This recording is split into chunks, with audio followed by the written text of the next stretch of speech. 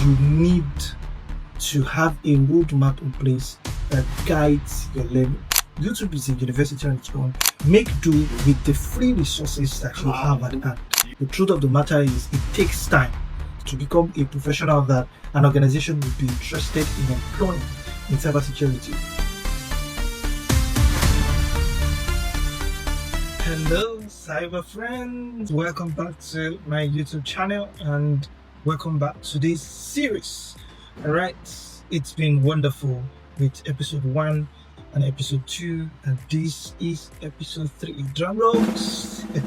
In this episode, I'm going to be discussing learning cybersecurity without a roadmap. I know that sounds somehow, right? It sounds like I'm giving a bad advice that you don't need a roadmap to learn cybersecurity, right? That's a catchy one. But let me just explain something to you that, as I've established before, cybersecurity is a very wide field or wide industry. You need to have a roadmap in place that guides your learning. If not, you're going to be lost in the numerous amount of information available online. And I'm going to be talking about how I started, what I started with, where I got my resources from, whether free or paid resources. I'm going to also be talking about what roadmaps can you adopt to actually structure your learning, and what strategies you'll be able to use to actually learn faster and go faster, and then be able to learn in such a way that you are actually on the right path while learning, and you are not just taking in all of the information that's available on the internet, because that will actually slow down your growth, right? So where did I start learning from? I started learning from blogs, available resources online, blogs, videos, YouTube videos. YouTube is a university on its own, containing different videos on different topics, different fields, and the rest of that. So I started gathering information from YouTube, from blogs, from online resources, internet, Google. I was searching about topics randomly, and that was where I started my learning from. What were the resources that I used? Were they free or paid? So I would say, what I normally advise is, when you're starting out, make do with the free resources that you have at hand. Right? The free resources that you have at hand, that you have available to you online, make do with those. I will not advise you that you start paying for resources now that you are just starting out. You'll get to a point in your career where you start paying for resources, start paying for white papers, so that you can read on specific topics in cybersecurity. But as of now, that you're just starting out, there are free resources online that you can leverage, right, in order to learn cybersecurity. There are free courses online that you can do for you to learn cybersecurity. I will not advise that you start paying for resources now. That does not mean that if you have a boot camp that you think is worth your money, you should not put your money there. I know that has been abused over time, where they will do boot camp of just 2 months and then they will tell you are now a professional. It doesn't work like that. The truth of the matter is, it takes time to become something in cybersecurity, or to become a professional that an organization would be interested in employing in cybersecurity. For you to be able to even get an entry-level role, there is a lot that needs to go in. It's not just a 3-month job or a 3-month learning job where they will say, come for boot camp, within 3 months you land your first job. It does not work that way. It has never worked that way. Not only in cybersecurity, in any tech field, data analytics, data science, artificial intelligence, name it, software development, it doesn't work that way.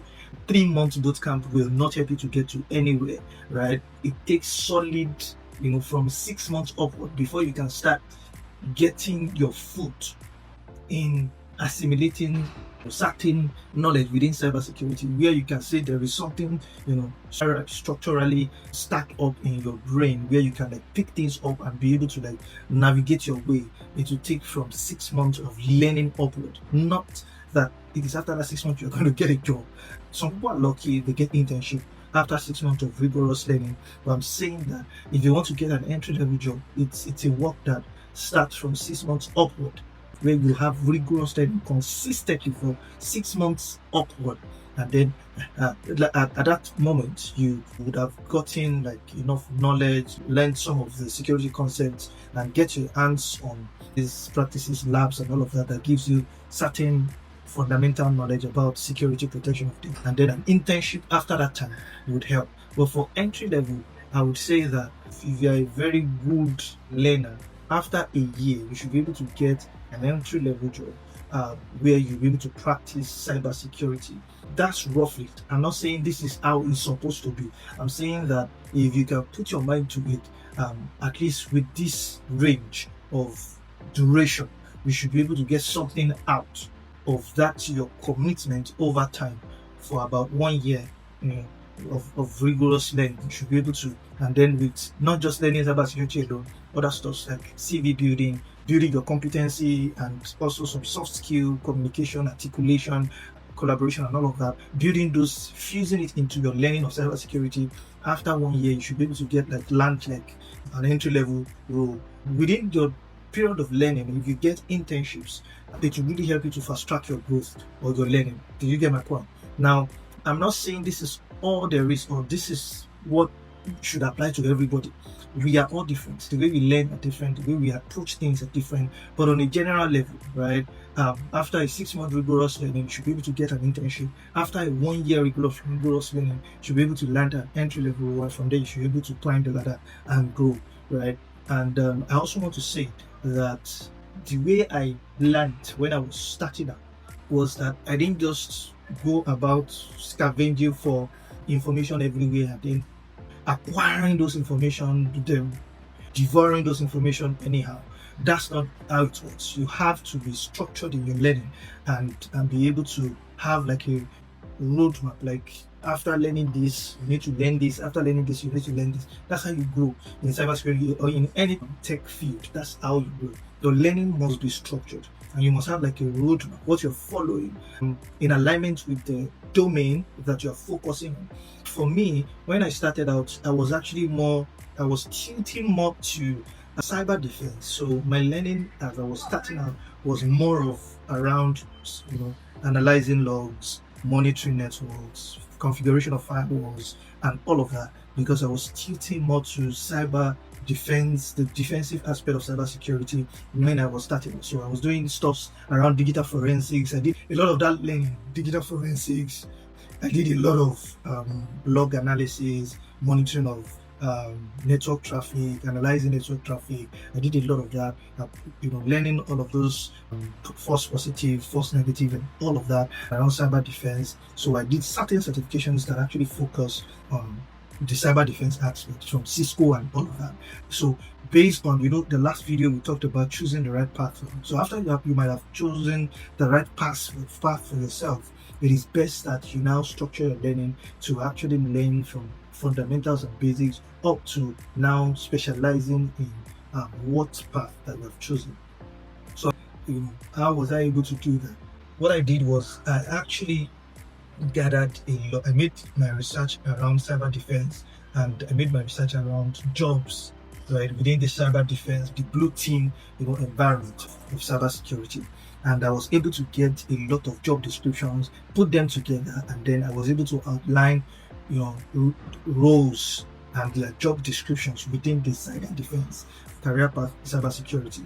So job descriptions, I was able to make my research, put together highlights, tasks associated with cyber defense, and then I began to learn according to those job descriptions. For instance, they analyze traffic using different network analysis tools like Wireshark, TCP dump, and all of that. So I began to learn based on all of those job descriptions after I had finished all of the fundamentals from networking basics to operating system to identity and access management, access control, and security management. I covered those. Then I now began to tailor my learning according to job descriptions within the career path that I've chosen in cybersecurity. That is number one strategy that I use. Number two strategy that I use to build a roadmap for myself is using the NIST cybersecurity framework, workforce framework, right? NIST cybersecurity workforce framework. I use that because they actually categorized each of those roles, right, into different categories, and then each of the job roles under those category of roles has knowledge, skill, and I think the third one is tasks. So the knowledge deals with the knowledge that you need to have to be able to thrive in that particular role within that career domain. And then the skill has to do with the competencies you need to give based on the knowledge that you have of that particular role within that job domain.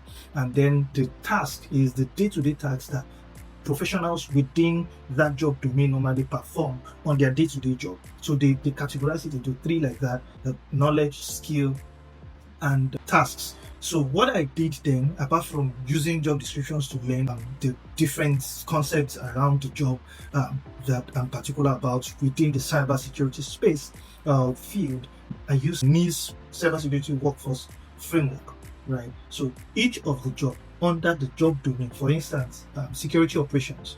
Within security operations, let's say defense, and secure, there are different job roles like security operations center analyst, cybersecurity analyst, digital forensic analyst. So each of those roles now they now break it down into knowledge. So look at the knowledge as it has been listed.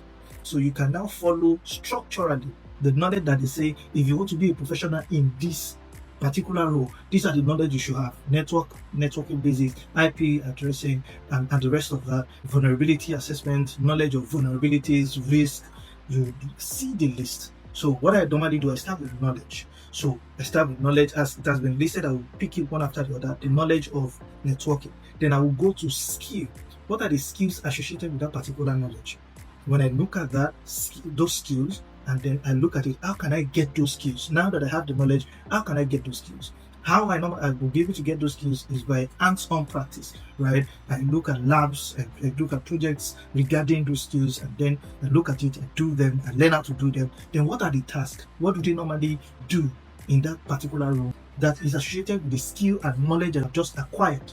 Right? Then I look at the tasks and then I try to build projects, or I try to do those tasks to practice, right? And then by so doing, I try to build my portfolio out of that. Do you see that? That's a roadmap. That's a strategy. That's structured learning. It means that by the time you're able to do that for all of the knowledge, all of the skills, and all of the tasks, at the end of the day, you will be confident enough to go into any interview, even as an entry-level person or an aspiring cybersecurity professional, to actually talk about the things you have learned, the things you can do, which is the skills, the things you have learned, the knowledge, and things you can do, the skills, and then tasks. You'll be able to talk about, oh, I was able to do this, and this was the outcome of what I did, and this and that, and this and that. These are the things that hiring managers, they want to see, right?